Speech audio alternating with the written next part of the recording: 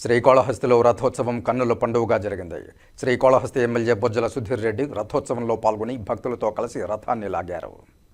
మహాశివరాత్రి వార్షిక బ్రహ్మోత్సవాల్లో గురువారం రథోత్సవం నిర్వహించారు. బ్రహ్మ ఆధ్వర్యంలో మహేశ్వరునికి దేవతలు బ్రహ్మరథం పట్టి ఊరేగించే క్రమంలో భాగంగా రథోత్సవం జరిపారు.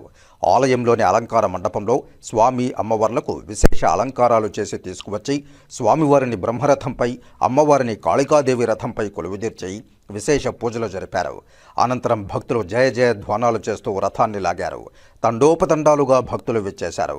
ఈ కార్యక్రమంలో ఆలయ ఈవో బాపిరెడ్డి, ఏఈఓ కృష్ణారెడ్డి, చెంచయ్య నాయుడు, విజయ్ కుమార్, సుబ్బయ్య, ఆలయ superintendent Nagabhushanam Yadav, temple inspector Hari Yadav, ఆలయ అధికారులు, భారత స్కౌట్స్ అండ్ గైడ్స్ 200 మంది విద్యార్థులు పాల్గొన్నారు.